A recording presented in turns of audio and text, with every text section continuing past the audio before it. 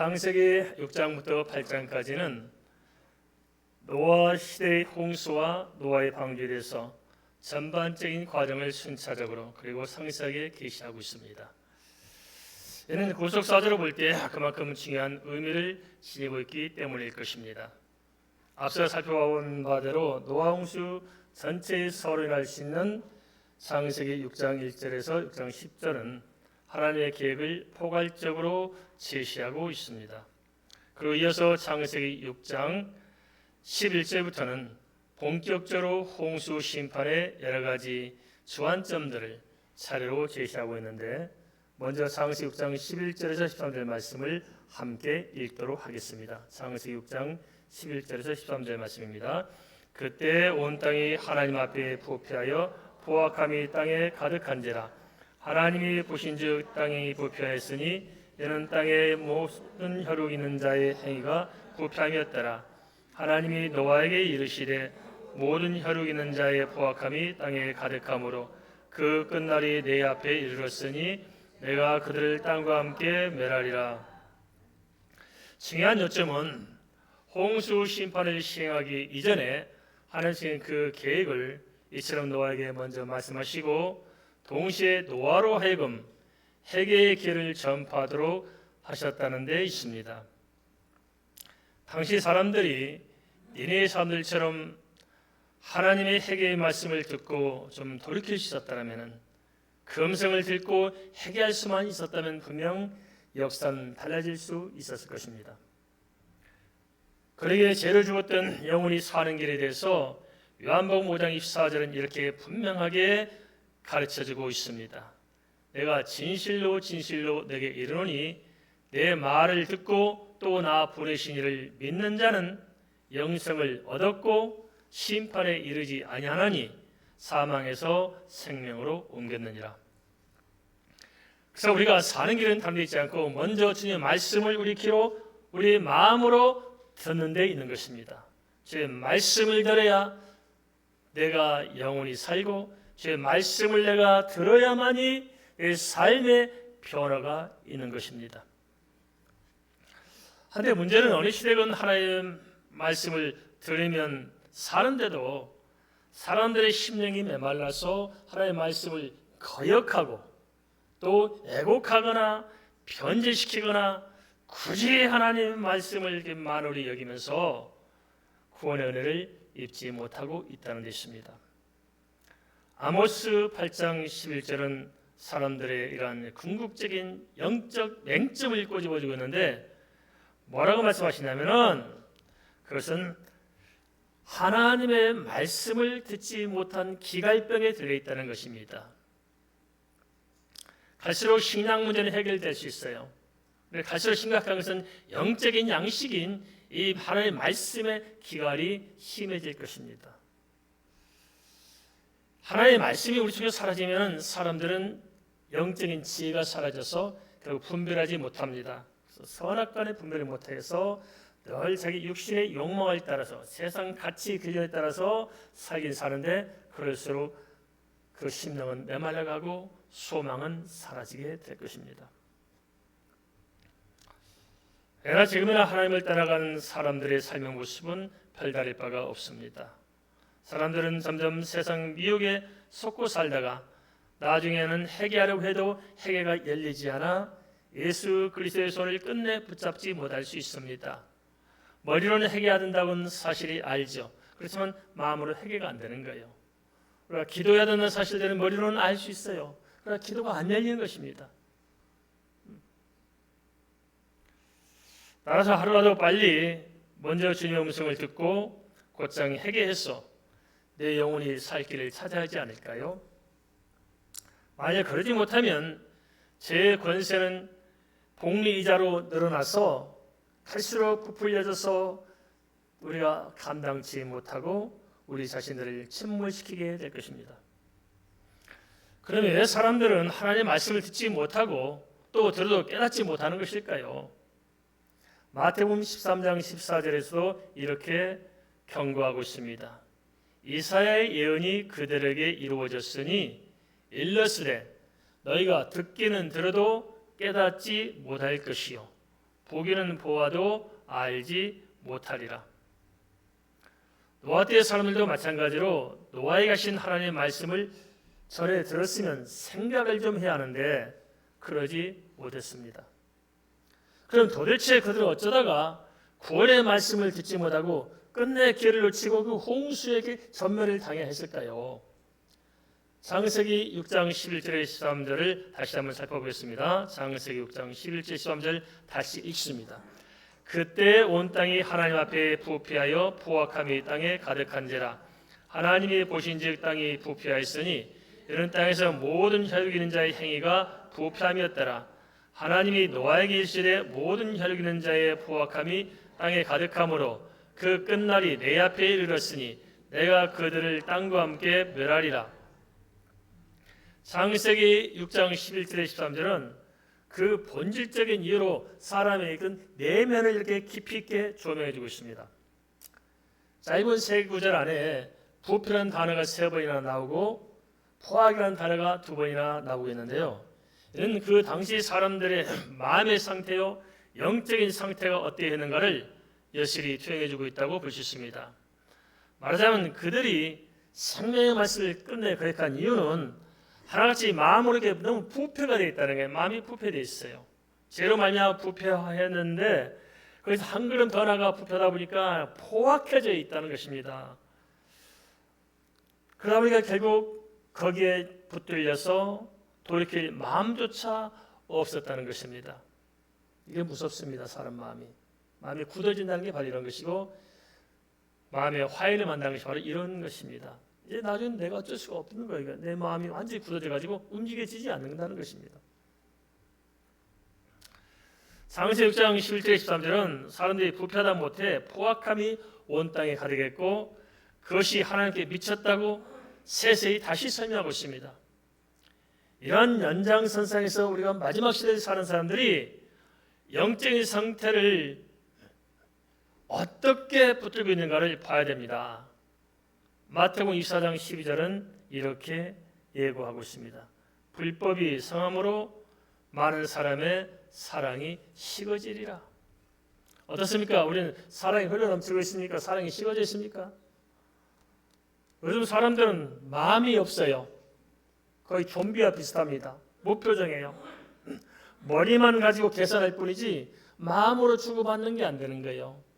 인터넷이 발전되고 인공지능이 발전되고 수많은 SNS가 그냥 일상의 생활화되다시피 했어요. 그죠? 그리고 잠에서 깨우면 먼저 SNS부터 체크를 하기 시작합니다. 그렇지만 사람들이 마음이 훈훈합니까? 갈수록 식어져 가고 있어요. 정보는 흘러넘치는데 마음으로 교감하는 것은 갈수록 메말라 가고 있지 않습니까?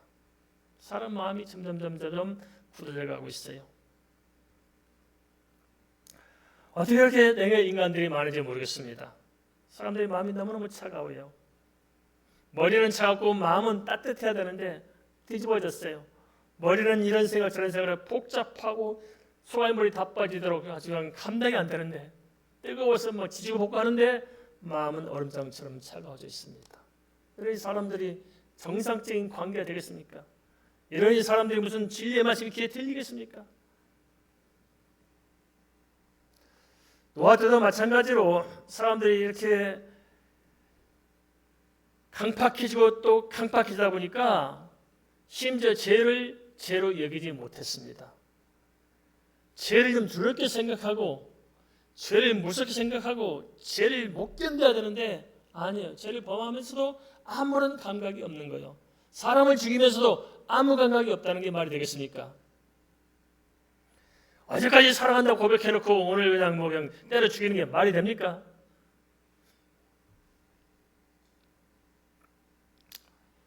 사람들이 인정하든 인정하지 않든 죄의 기준은 하나님의 말씀에 벗어나면 죄인 것입니다. 너무 우리가 우리의 기준을 가지고 세상을 살아갑니다. 세상의 시대정신이나 세상의 문화나 이를 가지고 가치를 자꾸 내세우지만은 아닙니다. 아무리 사람들이 옳다 하더라도 하나님이 아니면 그건 아닌 것입니다. 성경 말씀만이 기준이요 캐논입니다.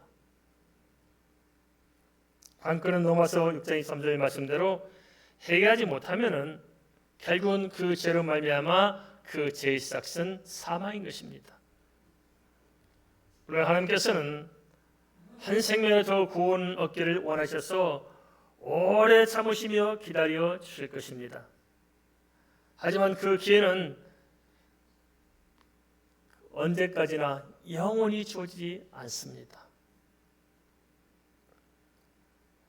인간에게 주신 회개의 기회는 전 구속사를 볼 때는 예수 그리스도의 재림 때까지만 주어져 있습니다. 징수를 재림할 때는 회개의 기회가 없습니다. 그리고 우리가 이 땅에서 회개하고 주를 영접하지 않는 한 죽음 이후에는 다시 기회가 없습니다. 그래서 사람들이 언제 진리를 바로 깨달을까요? 이 땅이 아니라 죽은 다음에 깨닫게 될 것입니다. 죽은 순간에 깨닫게 되는 거예요. 그렇지만 그때는 이미 늦었습니다. 요한계시록에도 이 점을 잘 말해주고 있습니다. 인이 있고 나팔이 있고 계접이 있어요. 이는 하나님의 계시의 말씀을 이렇게 전해주신 것입니다. 나팔은 그래서 다시 경고했습니다. 그래서 인과 나팔의 말씀을 듣고 회개하면 살 수가 있는데 그 위에는 뭐가 있냐면 대접이 있습니다. 대접은 심판에 들어가는 것입니다. 심판 때는 심판하는 것이지 기회가 없습니다. 하나님께서 언제까지 우리에게 회개의 기회를 줄지 모르겠습니다만 기회 있을 때 회개해야 합니다.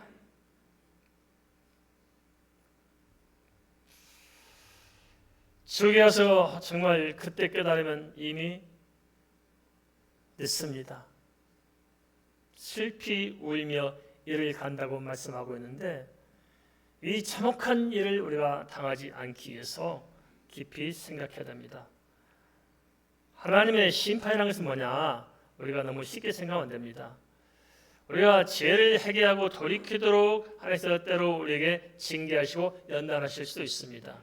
그래서 하나님의 축복입니다. 우리에게 주신 은혜입니다. 하나님 돌이키도록 기회를 주시고자 때로 연단하시고 때로 이렇게 자꾸 징계도 하십니다. 하지만 하나님의 심판은 그러한 연단이나 그러한 징계와는 차원이 다릅니다. 징계와 연단은 우리 형편도 생각하시고 우리를 다듬기 위한 목적으로 그냥 솜방망이로 역사할지 모르지만 심판은 솜방망이 아니고 이건 감당이 안 될 것입니다. 무서운 진노만 있을 것입니다. 성경은 노아 홍수를 통해서 그 점을 이 시대에 사는 우리에게 지금 계시하고 있습니다. 감사한 것은 하나님께서는 되어질 일들을 노아에게 미리 알려주시고 자신들의 구원의 방주를 짓도록 하셨다는 것입니다. 하나님은 무지막지한 분이 아닙니다. 하나님은 기회를 주시고 대화하시고 다시 말씀하시고 앞으로 되어질 일을 충분히 이렇게 말씀하시면서 우리가 준비하도록 하시는 거예요. 노아에게도 방주를 짓고 홍수를 피하도록 미리 말씀해 주셨습니다. 우리에게도 하나님께서 충분히 말씀해 주셨어요. 그것이 무엇입니까? 우리는 더 구체적으로 더 자세히 말씀해 주셨는데 그것이 바로 기록된 성경 하나님의 말씀을 주셨다는 거예요. 그래서 우리에게 더 확실하게 하나님께 말씀하셨어요. 우리는 보면 알 수 있잖아요. 그뿐만 아니라 그 말씀을 강의해서 알아듣도록 또 설명해주고 또 다시 공부하고 또 알려주고 해서 하나님께서는 우리에게 충분한 기회를 제공하고 계신 것입니다. 아모스 3장 7절도 이렇게 말씀하십니다. 주 여호와께서는 자기의 비밀을 그 종 선지자들에게 보이지 아니하시고는 결코 행하심이 없으시리라. 실제로 하나님께서는 창세기 15장 13절에서 아브라함에게도 애굽의 종살이와 출애굽과 가나안 정복 등 되어질 일들을 미리 이미 다 알려주시고 알려주신 그대로 하나님께서 시행하고 계십니다. 우리가 지금 다 알려주셨잖아요. 다 알려주셨는데 문제는 우리가 그것을 받아들이지 못하는 것이 아닐까요? 받아들이면서 하는데 에레미야 19장 19절에서 언급하고 있듯이 사람들이 하나님의 말씀을 고지고대로 듣지 않는다는 것입니다. 자꾸 자기가 교통정리를 하려고 그래요. 내가 필요한 말씀은 받아들이고 내가 아닌 것은 거역합니다. 좀 하나님께서 주시는 진짜 말씀을 가감없이 받아들여야 되는데 절대 그러지 않고 내가 듣기를 원하는 말씀은 지서 선택하는 게 우리는 일상화되어 있지 않습니까? 대부분 모든 식당에 가면 딱 걸어놓은 간판이 하나 있어요. 이렇게 액자가 하나 있죠. 그게 기록된 말씀은 대부분 그래요. 내 시작은 미약했으나 내 나중은 창대하리라. 그게 무슨 말이에요? 식당의 장사가 처음 안 되지만 나중엔 잘 되리라. 이거 아니었습니까? 그거 하나만 믿고 그냥 그렇게 가는 거예요. 그 말씀이 과연 그런 뜻일까요? 장사 잘 되가는 말씀일까요? 자기가 원하는 자기 취향대로 해석하고 자기가 원하는 건 그렇게 편협하게 집착하고 있어서 되겠습니까? 말씀을 통째로 먹여야 됩니다. 통째로. 그러게 요한계시록 1장 3절에서는 마지막 시대에 말씀을 듣는 것이 무엇인지 그 중요함이 무엇인지를 이렇게 피력하고 있습니다. 이 예언의 말씀을 읽는 자와 듣는 자와 그 가운데 기록한 것을 지키는 자는 복이 있나니 뭐가 가깝다고요? 때가 가까움이라. 우리가 이 말씀이 무엇인지 잘 생각해야 됩니다. 때가 가까워지고 있다는 것입니다. 영원한 생명과 영원한 죽음이 우리 자신들의 결정에 있는 것도 아니고 우리의 체질에 따라 우리의 환경 형편에 따라 되어지는 것이 결코 아닙니다. 그것은 철저히 하나님께 있습니다.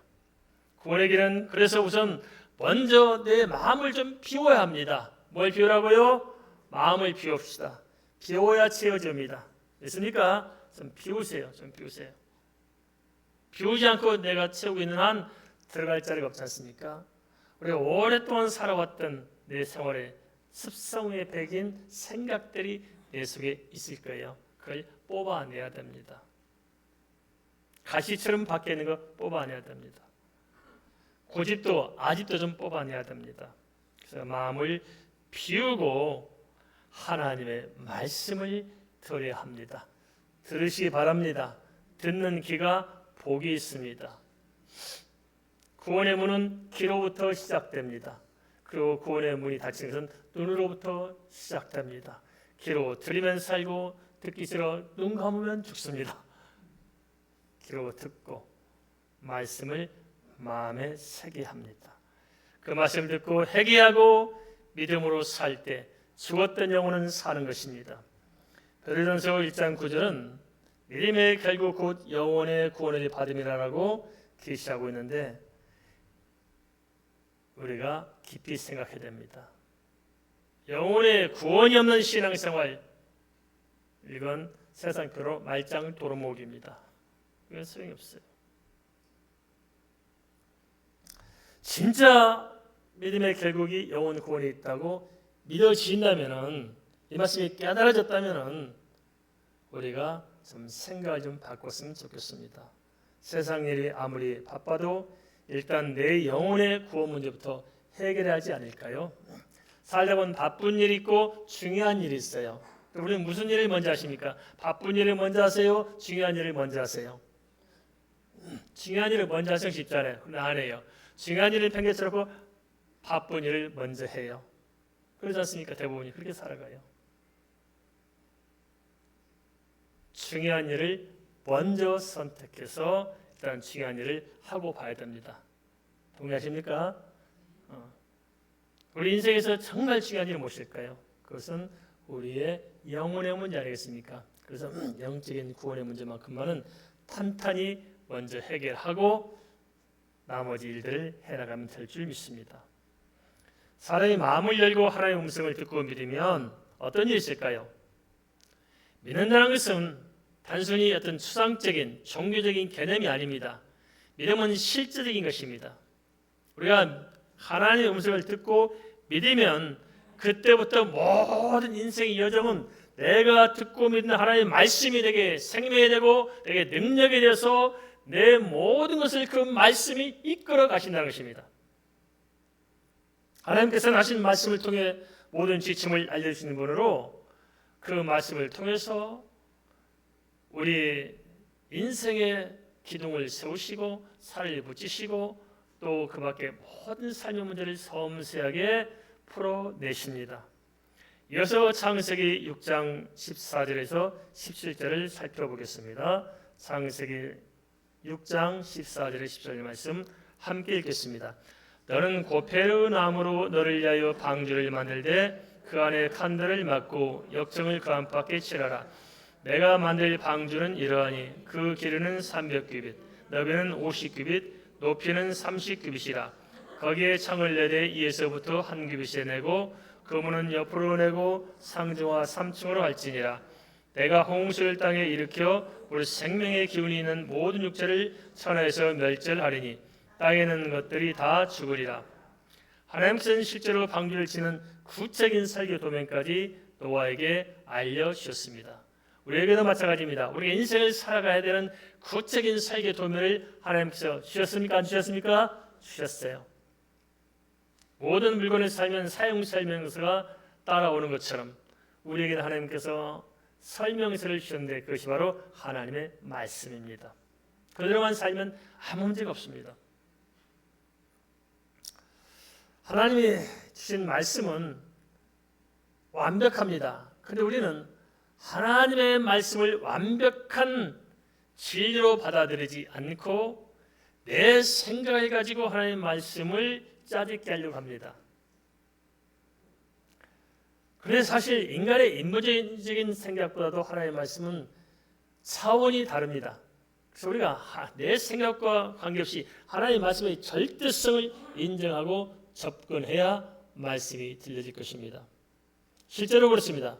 하나님의 말씀대로 방주를 지었지 않습니까? 그런데 그 비율을 가지고 이제 조선소에서 실험을 했답니다. 왜냐하면 배를 만들어야 되니까 안전한 배를 만들지 않겠어요? 그러니까 조선소마다 어떤 비율로 배를 만들어야 풍랑에 강하고 안전한 배인가를 실험을 했다는 거예요.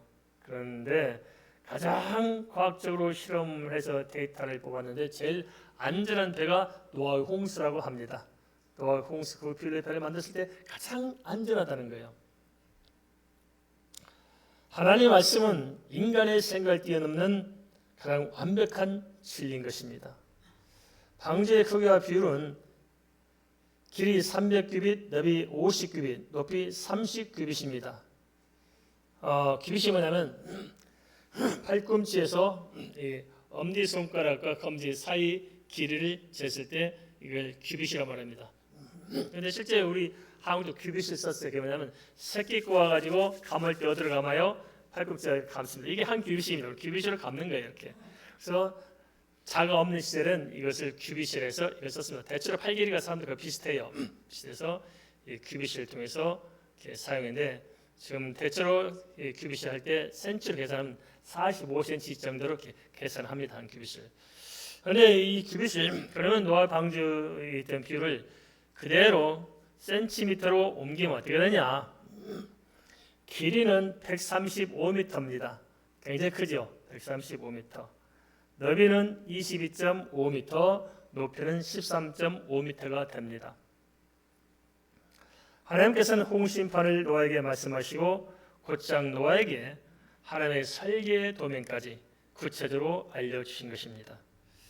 하나님께서는 심판하기 전에 먼저 택한 노아의 일가족을 보호하시고자 노아에게 방주를 짓도록 하시고 노아가 방주 짓는 일을 마칠 때까지 심판을 유보했어요? 기다리지 않았어요? 유보했어요.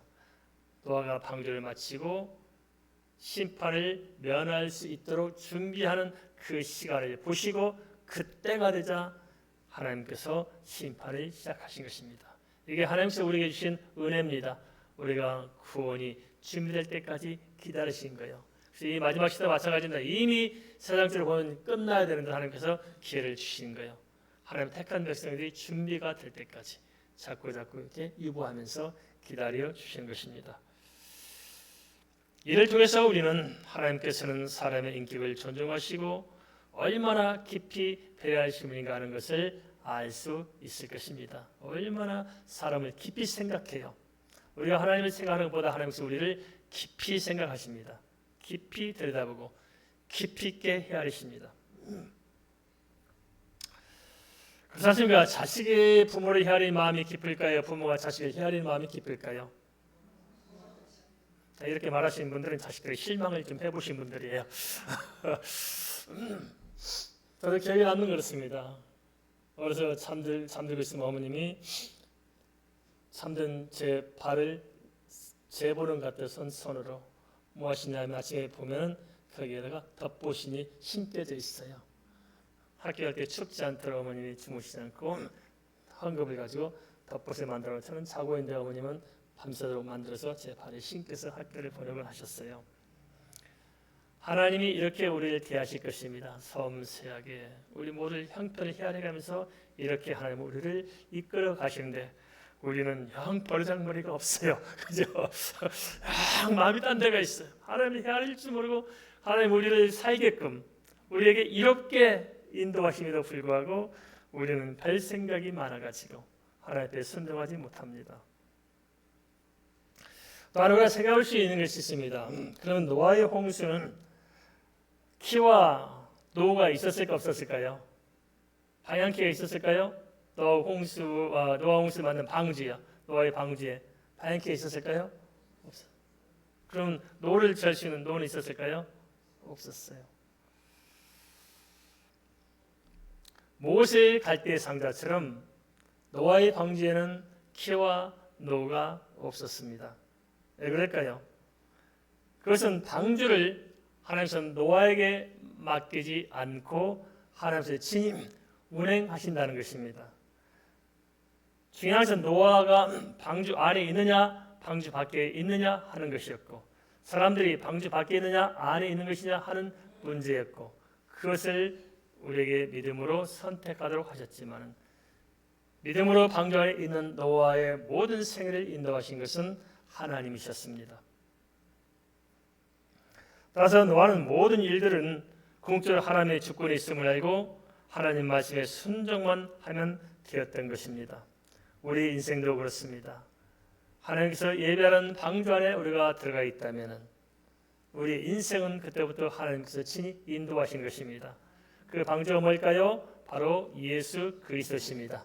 예수 그리스도 안에 우리가 들어가 있으면 우리 인생은 내가 방향을 잡거나 내가 노를 저는 것이 아니고 그냥 하나님께서 그 방주를 통해서 이끌어 가시는 것입니다. 할렐루야. 그래서 우리 예수 믿는 삶은 내가 억지로 사는 그런 게 아닌 거예요. 하나님께서 내 삶을 인도해 가시는 것입니다. 사라지는 것이지 살려고 발버둥 치는 게 아닌 것입니다. 납득이 되십니까? 죄일로 그렇더라고요. 사람들 가끔씩 그래요. 목사님은 참 무모하신 것 같습니다. 어떻게 그 많은 일들을 그냥 다 원수에게 벌려놓고 그렇게 할 수가 있어요? 우리는 한 가지도 감당 안 되는데 왜 이렇게 그냥 사방팔 원수에게 그냥 이렇게 저렇게 별 사건들 다 많은데 어떻게 해요? 그래요. 그래서 저는 그렇게 말합니다. 예수 믿고 인생이 꼬여서 그렇습니다. 나도 내가 원하는 삶이 아닙니다. 인생이 꼬였습니다. 그런데요, 나는 한 게 아무것도 없습니다. 그냥 가만히 있기만 하는데 그냥 그렇게 되고 있습니다. 그게 맞아요. 저는 아무것도 한 게 없는데 그냥 되어져요. 원래 강조했지만은 제가 시킨 일도 아니고 뭐 한 것도 아닌데 이렇게 자기들이 이렇게 은혜 받고 연락 와가지고 그렇게 하겠대요. 그러니 하고 있을 뿐이고 또 우리 또 모아서 또 같이 일하겠다고 사람들이 몰려드는데 제가 언제 그분들에게 오라고 불러본 적도 없고 광고해본 적도 없어요. 그런데 그냥 와서 기도만 하고 있는데 자기들이 와서 자기들이 달라붙어가지고 자기들이 자기 일을 하고 있는 것뿐이에요. 저는 깃발만 들고 있어요. 우리가 교회를 시작하면서 123 깃발 하나 들었잖아요. 123 깃발 들고 있는데 123이 어느 날 보니까 JW이 됐어요. JW 깃발을 들고 있는데 사람들이 모이다 보니까 여기서 세계신학대 협회가 만들어지고 그래서 이제 와치가 생기고 또 오늘 가면 보니까 여기서 또 뭐 단체들이 몰려들다 보니까 오늘 보니까 선교단체 협의회 미아가 탄생하게 됐습니다. 그리고 오늘 가만 보니까 또 뭐 하다 보니까 먼저 뭐 이 기관 저 기관 이것저것 뭐 생기다 뭐 달라붙고 뭐 되어지고 보니까 어느 날 잠에서 깨어나 보니까 내가 유명해졌다는 바이런 씨처럼 오늘 가만 생각해 보니까 일들이 되어지고 있는 거예요. 우리 인생은 내가 사는 것이 아니라 하나님께서 살도록 이끌어 가십니다. 믿습니까? 그래서 너무 이렇게 신경 쓰지 마시고 하나님께 내려놓으시기 바랍니다. 방주 안에 들어가 있기만 하면 나는 사는 것입니다. 염려하지 마시기 바랍니다. 하나님께 기도하며 응답받아 사는 사람들은 잘 알겠지만은 하나님의 인도하심은 추상적이지 않고 매우 실제적이고 매우 구체적이며 아주 섬세한 것이 아닌가 싶습니다. 창세기 6장 18절 20절에서 하나님께서는 노아에게 이렇게 말씀하고 계십니다. 창세기 6장 18절에서 20절 말씀 같이 읽습니다. 그러나 너와는 내가 내 언약을 세우리니 너는 내 아들들과 내 아내와 내 며느리들과 함께 그 방주로 들어가고 혈육에는 모든 생물을 너는 각기 암수 한 쌍씩 방주로 이끌어 들여 너와 함께 생명을 보존하게 하되 새가 그 종류대로 가축이 그 종류대로 땅에 기는 모든 것이 그 종류대로 각기 둘씩 내게로 나아오리니 그 생명을 보존하게 하라. 창세기 6장 20절에서 언급한 바와 같이 짐승들을 방주로 불려들게 됐는데 그걸 노아가 했습니까? 하나님께서 하셨습니까? 하나님께서 하셨어요. 노아가 쫓아다니면서 짐승들을 각기 어떤 짐승을 골라올 것인지 골라가지고 끌고 들어오려면 짐승들이 노아 말 듣겠어 안 듣겠어요? 안 듣습니다. 깝깝하게 우리 그 안에 끌어들이느냐? 버틸 것입니다. 사람은 힘이 있어도 호랑이를 이기겠어요? 코끼리를 이기겠어요? 어쩔 수 없어요. 어떻게 하셨습니까? 하나님께서 다 불러다가 방주에 넣을 만한 것들은 딱 줄을 세워서 노아 눈치만 딱 보고 있는 거예요. 들어가도 돼요? 너 알아서 해라. 그럼 집에 들어간 거예요. 하나님께서 우리 인생도 이렇게 이끌어 가신 것입니다. 믿습니까? 이렇게 하시는 거예요. 우리가 할 일은 포도나무와 가지처럼 가지 대신 포도나무 대신 주님께 가지 우리가 붙어 있기만 하면 되는 것입니다. 가지가 포도나무에 붙어 있으면 과실을 가지가 맺습니까? 포도나무가 맺습니까? 포도나무가 맺는 거예요. 가지는 붙어 있기만 하면 되는 거예요. 그래서 내가 가지가 온전히 믿음으로 포도나무인 주님과 연합해 있다면은 모든 것은 주님께서 나를 통해서 역사하십니다. 하나님께서 이렇게 우리를 살도록 만들어 놨는데 우리는 엉뚱한 삶을 내 방식대로 살다 보니까 지치고 피곤합니다. 하나님께서는 우리가 감당할 수 있는 것만 요구하시고 우리에게 주신 시험도 감당할 수 있는 것만 허락하셔요. 감당치 못한 것은 피할 길을 주신다고 분명히 말씀하셨고 감당치 못할 일은 없는 것 같습니다. 겪어보니까 그렇습니다. 어려움을 당하고 힘든 시험에 빠졌을 때는 왜 나만 이렇게 힘든가 했더니 지나고 보니까 할만했어요. 할렐루야. 우리 그렇지 않습니까? 할만했지 않습니까? 장사 안 된다고 속상하고 막 그냥 혹시 밧줄에다 목을 걸어본 적 있으십니까? 그러지 마시기 바랍니다. 혹시 자살할 마음이 있으신 분은 저한테 연락해 주시기 바랍니다. 제가 도와드리려고. 너무 염려하지 마시기 바랍니다. 감당할 만한 것만 허락되어 있습니다. 믿습니까? 괜찮습니다. 지금 힘들어 보여도 지나고 보니까 추억이잖아요. 모든 것은 노아를 통해 볼 때도 짐승들을 살리고 노아를 살리고 불러내고 먹이고 살리고 모든 것이 다 하나님께서 이미 계획하신 대로 되었습니다. 노아가 뭐 그래다 보탠 게 있어요? 없어요. 하나님 말씀한 것밖에 없습니다. 홍수 심판에 앞서 하나님께서는 노아의 가정을 구원하시려 작정하셨는데 그렇다면 하나님께로부터 은혜를 입은 노아의 믿음은 구체적으로 어떤 것일까요? 시편 4편 3절은 이렇게 이야기하고 있습니다. 여호와께서 자기를 위하여 경건한 자를 택하신 줄 너희가 알지어다. 내가 그를 부를 때 여호와께서 들으시리로다. 노아 홍수는 하나님께서 경건한 족속을 세우기 원하신 점으로 미뤄볼 때 노아의 믿음은 그의 경건한 삶으로 증거가 되고 있습니다. 그냥 아무렇게 믿습니다. 말만 큰 것이 아니고 진짜 노아는 하나님을 온전히 믿었습니다. 그래서 하나님 믿고 보니까 하나님 그 믿음이 아름다운 거예요. 어떻게 아름다워요? 믿음대로 경건하게 살아가거든요. 그게 아름답습니다. 예수 믿는다면서 경건하지 않는 가정들, 경건하게 살아가는 사람들, 그 사람 다 지옥 갑니다. 경건치 못해서 아름답게 살지 못해서 지옥 가는 것이 아니고 죽은 믿음이기 때문에 그렇습니다. 증거가 없는 믿음은 죽은 믿음입니다. 술 마시고 정신 잃어본 적 있으십니까? 또 이런 얘기 하니까 우리 목사님 맨날 술증병이다 아시겠죠? 저도 술 한잔 마셔보고 좀 정신 잃어봐야 말이 통하는데 안 그러지 얘기가 될지 모르겠습니다. 술 마시라는 게 아니고 술을 마시면은 술이 나를 움직이잖아요, 그죠? 왜 그럴까요? 술 기운이 내 안에 있으면 내게서 술 기운이 나타나게 되어 있습니다. 그러면 성령이 내 안에 계시면 성령의 역사가 나타날까 안 나타날까요? 나타나겠지요. 우리가 예수 믿으면 그 믿음이 나의 삶 속에 내 인격 속에 나타날까 안 나타날까요? 나타나겠죠. 그래서 진짜 예수 믿는 사람들은 첫 번째 하는 일이 뭐냐면 죄를 버리게 돼 있어요. 그리고 경건하게 살고 싶어져요. 안 그렇습니까?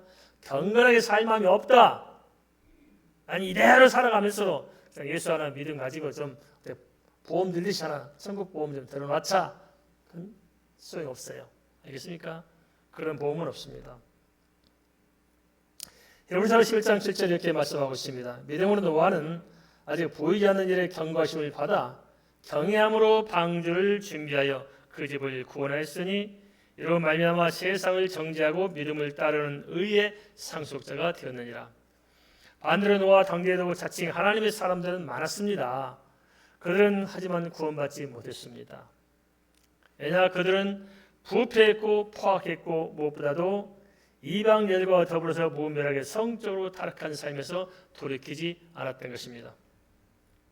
하나님의 아들들이 사람의 딸과 더불어서 자기들이 원한 자로 아내를 삼았단 말이 무슨 말인 줄 아십니까? 그건 한마디로 성적으로 극한 타락을 이야기하고 있습니다.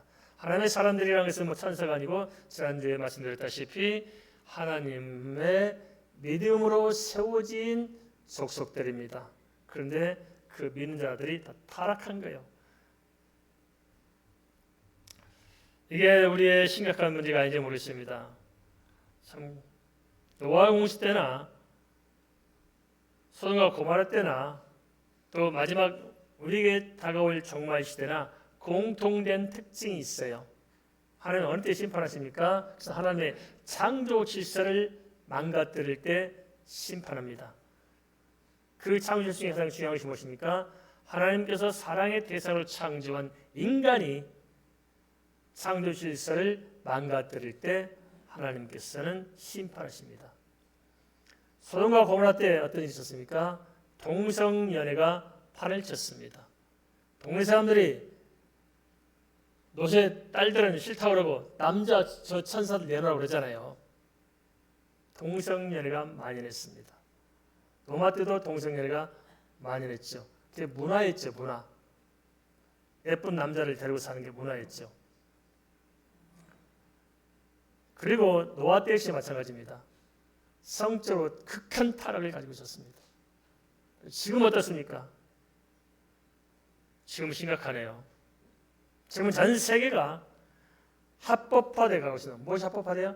동성결혼이 합법화되고 있고 미국 장로교는 이미 몇 년 전에 동성결혼을 합법화했어요. 그 말은 무슨 말이냐? 목사도 동성애자 목사로 세울 수 있고 목사들이 이제 합법화했기 때문에 목사들이 동성결혼도 주례를 해야 돼요. 그것이 법적으로 된 날은 목사가 동성끼리 결혼하는데 주례를 안 쓰면은 그게 문제가 심각해집니다. 목사가 법적인 책임을 져야 됩니다. 이게 심각한 거예요. 이렇게 되었습니다. 그것을 누가 허용하느냐? 교회가 허용합니다. 교회에서부터. 그죠? 똑똑한 잘난 목사들이 있는 교회들이 동성애를 합법화해야 된다고 나서고 있잖아요. 그리고 그들 편에 서서 동성애를 부추기고 그렇게 합니다. 하지 말아야 할 것이 있습니다. 동성애는 선천적으로 타고난 것이 아닙니다. 그 동성애에 주장하는 사람들이 주장하거든요. 우리는 선천적으로 그렇게 타고난다 어떻게 했느냐? 천만의 말씀입니다. 그래서 그 동성애가 합법할 수 있는 밑바닥이 되는데 연구 결과가 다시 바뀌었습니다. 그것은 아니고 후천적인 환경을 통해서 심리가 그렇게 형성되었다는 것입니다. 그 말은 치유가 가능하다는 거요? 불가능하다는 거요? 가능하다는 것입니다. 그래서 실제로 동성연애자로 살았던 한 남자가 회개하고 돌아와서 하나님을 만나고 변화를 받아서 목사가 된 사람이 있어요. 네, 그래서 그 사람은 무슨 사역을 하냐? 동성연애자들만 사역을 해요. 그런데 그 사람을 만나서 많은 사람들이 정상을 되찾게 됩니다.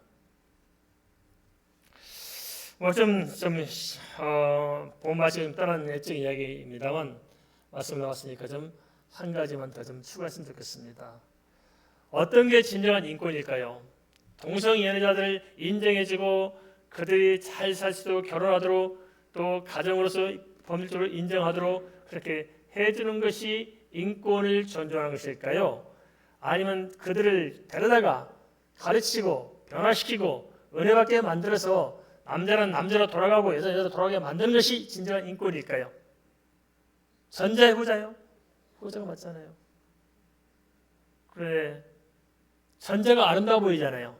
인권을 존중해 보이잖아요. 저 여러분에게 그렇게 말씀드렸어요. 제가 동생이 반대한다고 막 공격하길래 제가 그렇게 했습니다. 그러시냐고. 그러면 당신 아들이 장가 가는데 어느 날 며느리한테 남자가 왔다. 등치를 딱 부러진 게 타가지고 와서 시아버지 하면 받아줄래 안 받아줄래? 그러거든요. 예. 우리가 좀 깊이 생각해야 됩니다. 세상 문화, 세상 한다는 말, 시대 정신, 제약된 시대는 제약된 사상과 제약된 시대 정신이 팔을 치게 되어 있습니다. 우리의 기준은 그래서 하나님의 말씀입니다. 지금 이 시대가 이렇게 가고 있다는 것은 뭘 의미할까요? 노아의 때와 소돔과 고모라 때쯤 이렇게 가고 있다는 것은 지금 이 시대가 어디로 가고 있다고요? 주의 재림이 임박한 때로 가고 있다 하는 것을 생각하는 것입니다. 그래서 우리가 하나 좀 고민해 볼 필요가 있습니다. 그래서 우리 가정부터 우리가 좀 챙겨야 하잖아요. 우리 집안부터. 새끼들 때 챙겨야잖아요. 실제로 하나님께서는 아담의 후손들이 이렇게 많았지만 그 중에서 셋을 선택하셨어요. 아벨이 있었는데 그 이후부터 세 가지가 어떤 거예요? 가인의 영향권에서 못 벗어나잖아요. 타락한 문화. 그러나 가까서 셋을 이렇게 세우고 셋 다음에 에노스가 등장하면서 여호와 이름을 불렀다라고 성경이 기록하고 있는데 그 말은 무슨 말이냐? 다시 신앙 회복운동이 일어난 거예요. 그때. 그래서 에노스를 통해서 그 가학에 이어져 가는데 그 중에 하나 노아가 등장하는 거예요. 그런데 노아 시대에 물론 심판의 역사가 있었을까요? 그것은 셋에서부터 노아 때까지 가는 그 과정에서 대부분 많은 사람들이 하나님 믿는 사람들이 형식적으로 하나님을 찾았지만은 다 타락해버리고 이방보다도 더 타락해가지고 하나님을 떠났던 것입니다. 그래서 노아 가정 하나 딸랑 남은 거예요.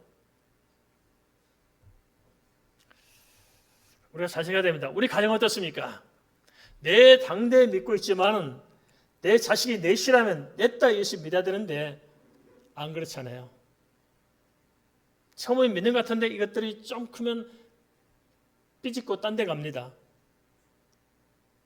그러면 내 손주들 3세대는 어떻게 할까요? 1세대, 2세대, 3세대 손주 세대는 어떻게 할까요? 얼마나 하나님 믿겠어요? 지금 젊은이들이 다 교회를 떠나가 있습니다. 다음 세대 어떻게 될까요? 한국이 한때는 1200만을 찾았습니다. 지금은 누가 그래요? 한국도 선교지라고 그러더라고요. 한국으로 선교사를 파송해야 된다는 거예요. 한국이 선교지니까. 무슨 말인지 아시겠죠? 심각해져 가고 있습니다. 우리가 깊이 잘 생각해야 됩니다. 자식을 사랑한다는 게 무엇일까요? 재산을 물려줄 생각 말고 믿음의 유산을 물려주시기 바랍니다. 알겠습니까? 죽으면 지옥 가잖아요. 그거 못 받으면 그걸 내버려 둘 거예요. 내가 최소한 이 일만큼 내가 붙들고 해결하지 않겠어요. 근데 문제는 믿는다는 사람들조차도 이게 얼마나 심각한가를 못 깨닫는다는 거예요. 안 받아들인다는 거예요. 우리는 어떻습니까? 눈만 말똥말똥하지 그저 마음으로 정말 이 심각성을 느끼고 있습니까? 물론 사람은 누구나 완벽할 수 없을 것입니다. 하지만 하나님과 항상 함께한 사람은 달라질 것입니다. 하나님과 항상 함께한 사람은 어떤 사람들일까? 내 자신의 죄와 허물을 먼저 보게 돼 있어요. 거울에 비춰보면 거울을 봅니까? 나의 허물을 봅니까? 내 모습을 보는 것처럼 진짜 믿음의 사람들은 나의 죄와 허물이 보여지기 시작할 것이고, 또 한편은 죄악의 쉽사리 물들지 않을 뿐만 아니라 또 작은 허물이라도 해결하지 않고선 견딜 수가 없을 것입니다.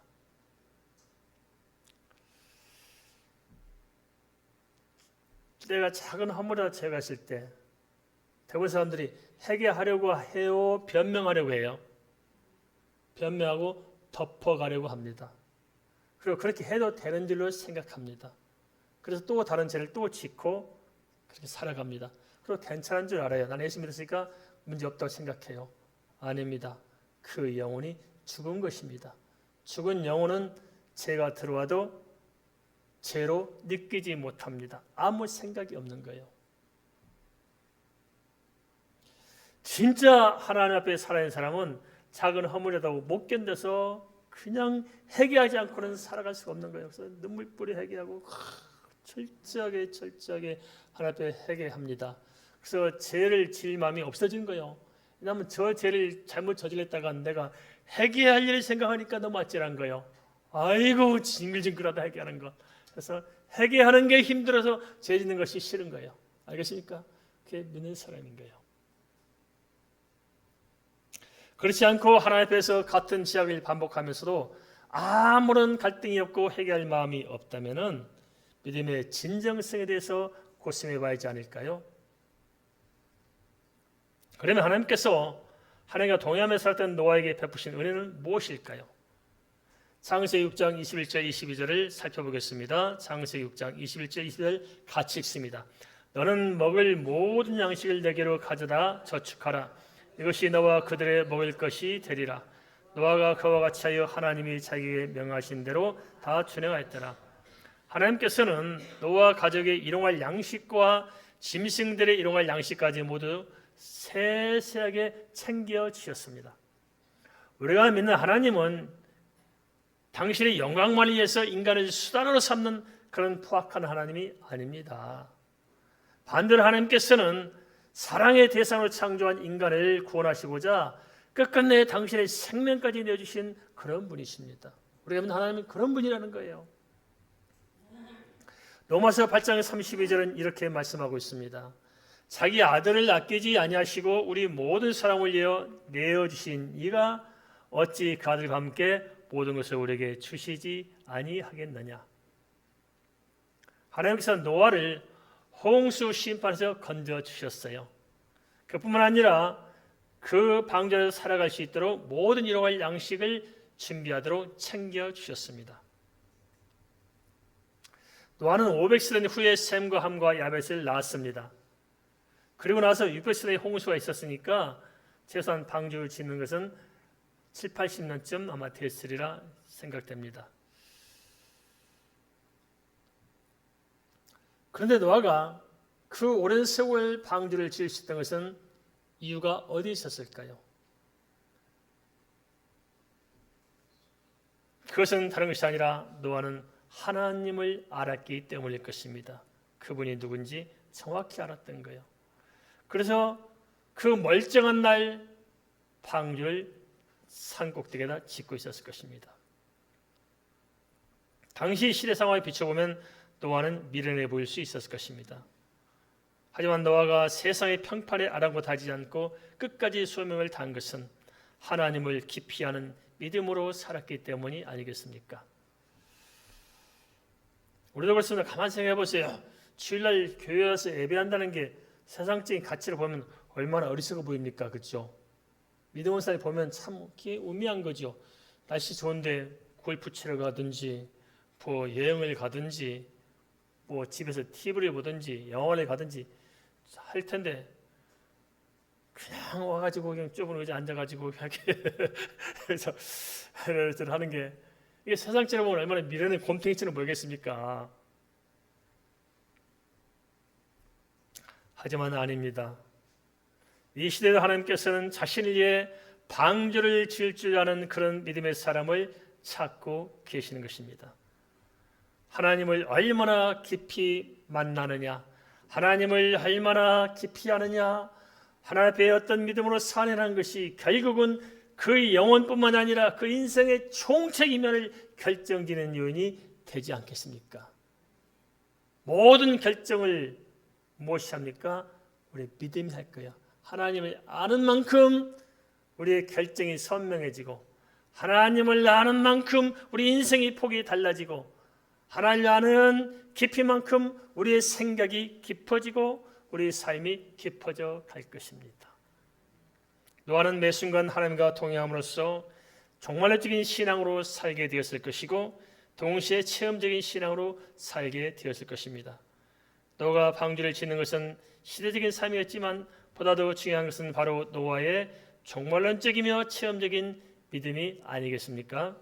하나님께서 그 사람의 진정성인 믿음을 보시고 그 영혼을 심판해서 구원하실 뿐만 아니라 시대적인 사명까지 맡기신 줄 믿습니다. 요한계시록 22장 11절 12절은 이렇게 오늘 우리에게 경고하고 있습니다. 불의를 행하는 자는 그대로 불의를 행하고 더러운 자는 그대로 더럽고 의로운 자는 그대로 의를 행하고 거룩한 자는 그대로 거룩하게 하라. 이게 무슨 말입니까? 그 안에 빠진 게 하나가 있어요. 뭐가 빠져 있습니까? 회개가 빠져 있어요. 왜냐? 더 이상 회개할 기회가 없기 때문에 회개가 빠져 있습니다. 오늘 우리가 살아가고 있는 이 시대를 잘 분별했으면 좋겠습니다. 어쩌면 우리가 사는 이 시대도 노아의 때와 같이 영적으로 양과 염소를 나누는 세기말의 일들이 지금 벌어지고 있는 것이 아닐까요? 잘 분별해 보시기 바랍니다. 베드로전서 4장 17절은 이렇게 경고하고 있습니다. 하나님의 집에서 심판을 시작할 때가 되었나니. 심판이 어디서 시작된다고요? 하나님의 집, 교회에서 심판이 시작됩니다. 세상에서 심판한다 아닙니다. 세상이 이미 심판되었습니다. 그대로 재림때의 지옥으로 넘겨지게 될 것입니다. 그래서 심판은 누구에게 되느냐? 하나님의 집에 심판되는데 아마 목사들부터 심판을 받게 될 것 같아요. 말씀을 전파해야 될 목사들부터 심판을 받는 것이고 교회 안에 양과 염소와 나눈 일들이 벌어질 것입니다. 그런 생각하면 좀 아찔해요. 사실 하나님 앞에 좀 조심스럽기도 하고 아휴 하나님 어찌하면 좋습니까? 이렇게 우리 자신을 들여다볼 때 참 답답하기도 하고 그렇습니다. 하나님의 집에서 심판을 시작할 때가 되었나니 하고 뭐라 말씀하시냐? 만일 우리에게 먼저 하면 하나님의 복음을 순종하지 않은 자들의 그 마지막은 어떠하며 또 의인이 겨우 구원을 받으면 경건하지 아니한 자와 죄는 어디에 서리요? 의인이 뭐라고요? 겨우 구원을 받아. 구원 받는 자가 많다고 적다고요? 적습니다. 알겠습니까? 절대 구원받는 자가 많지 않습니다. 적습니다. 방주 안에서 살 것인가? 방주 밖에서 머물 것인가? 결정해야 됩니다. 구원은 좁은 방주 안에 있습니다. 그렇다면 우리가 어찌할까요? 가면 갈수록 노아의 때와 같이 교회 안팎으로 하나님의 신실한 말씀은 사라지고 사람의 목소리가 커질 것입니다. 한데도 대부분은 데살로니가후서 2장 11절 12절 말씀대로 미혹에 빠져서 거짓 이적과 거짓 복음을 쫓아갈 것입니다.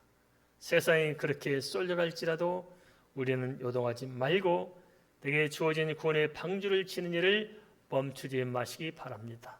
우리 구원의 방주를 짓도록 하십시다. 우리 말씀을 삼금 기도하겠습니다.